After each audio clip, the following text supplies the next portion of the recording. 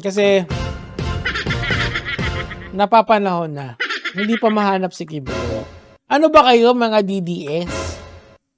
Ano lang, ituro nyo lang, 10M na agad, easy money, easiest money na kikitain mo sa buhay mo, easiest money of my life. O, tuloy natin. Shoutouts kay Kuya D, RIP. Matindi talaga naman panggap itong si Digong. Bakit? Kaya naman, noong 2016, marami siyang napaniwala na isa siyang matino at malinis na leader. Putek, pinunasan. Nagpunas dun sa nagpunas dun sa watawat ng Pilipinas, Diyos mio. Kunwari ay simple at payak ang kanyang pamumuhay sa kanyang simpleng bahay sa Barangay Matina sa Davao. Yun ang makikita ng mga tao. Ang hindi nila Gibiruin mo, ayan o. nasa likod lang pala ng kanyang bahay ang isang malaking golf course sa Davao City, Matina Golf Club. At dito siya sinusundo ng kanyang chopper, nakapamalan kay Apollo Kibuloy. Grabe, pare.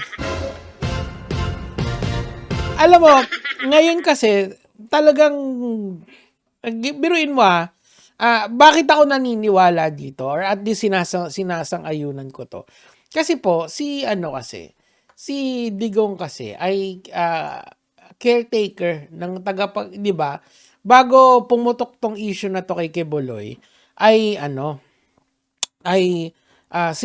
sinabihan siya ginawa siyang caretaker ng mga properties ni Kibuloy. So, you can say the kernel of truth dito eh. I mean, siguro, mahirap i-substantiate, pero at face value, makikita mo talaga na may connection silang dalawa. I mean, hindi pa ba obvious yon?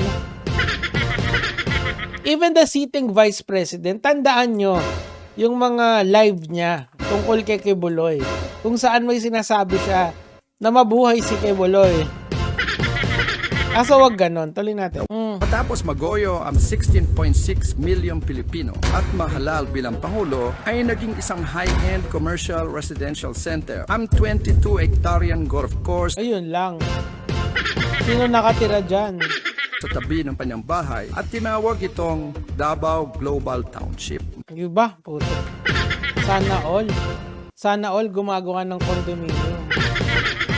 At sino ba ang nasa likod ng Davao Global Sino? Township? Ito ay walang iba kundi ang kanyang businessman crony na si Fred Yuson. Katabi Sino yan? Di ko kilala yan. Pero congrats. Dahil, well, at least develop na. Hindi lang golf course ng isang tao according to this video. Galing kay Jim Makabayan. Tuloy. naman nito ang isa pang residential complex na The Matina Enclaves na pag-aari naman ng isa pang Duterte crony na si Glenn Escandor. Yeah! Sarap talaga maging tropa ni Duterte. Tuloy. Si Escandor ay business. Kunwari, simple. Budol. So, shoutouts kay Jim Makabayan. Kasi siya yung gumawa nitong video na to. Ayan, nandito sa ito yung kanyang TikTok. So, panoorin nyo na lang yung kabuuan. Hindi ko na ipe-play yung iba. Pero, ito yung point kasi nitong mga ganitong video. It's to expose the Duterte na obviously hindi sila ganun kalinis like they project to be in media. Meron din mga tinatagong hindi kaaya-aya yan. I mean, wag na tayong lumayo mag-focus na lang tayo dun sa issue on hand, di ba? Ano nangyari dun sa ICC? Di ba? Meron siyang crimes against humanity dun.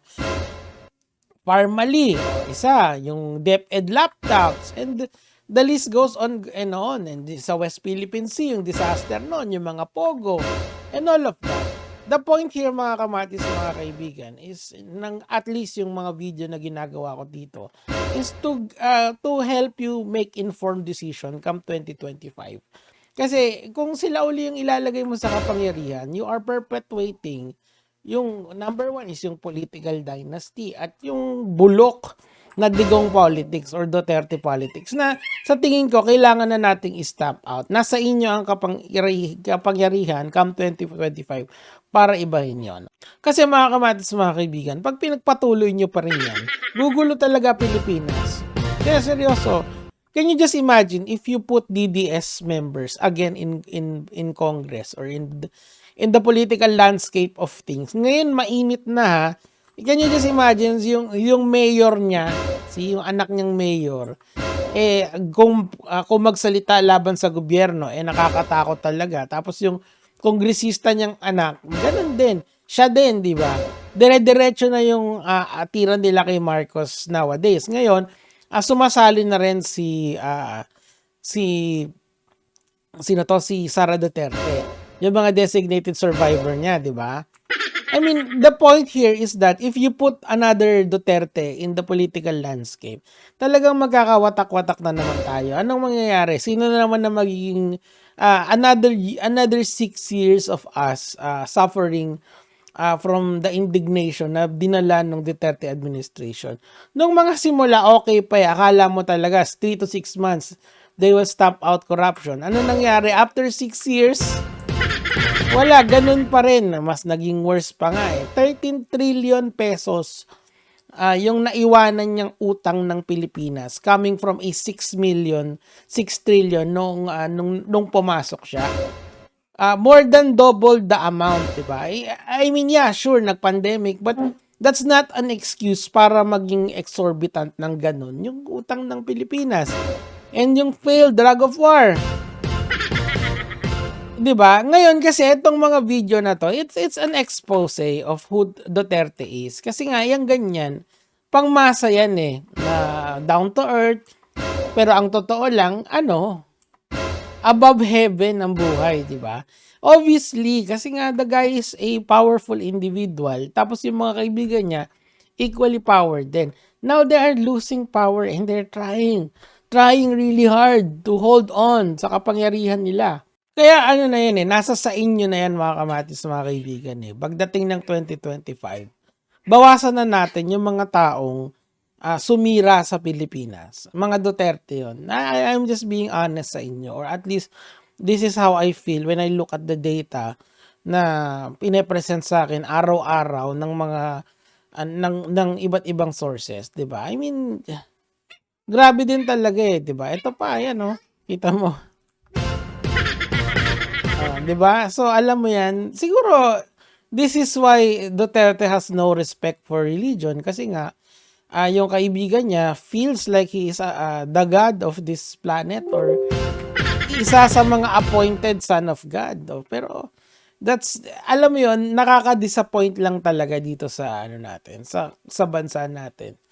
Ang hinahayaan natin sila maghari. Paulit-ulit na yan. Kailan ba tayo matututo? 'Di ba? Come 2025, nasa inyo yung kapangyarihan. Wala na sa akin. Etong mga video na to is to help you make informed decisions when the time comes. Okay? I mean, sana na-entertain kayo sa mga ganito. Sana natutuwa kayo sa mga presentation lagi. But then again, the most important part here is that you don't give a chance to these people to come back to power. Come on. Ano ba naman yan? O paano? Yun lang naman yung sa akin for today. Gege mga lods.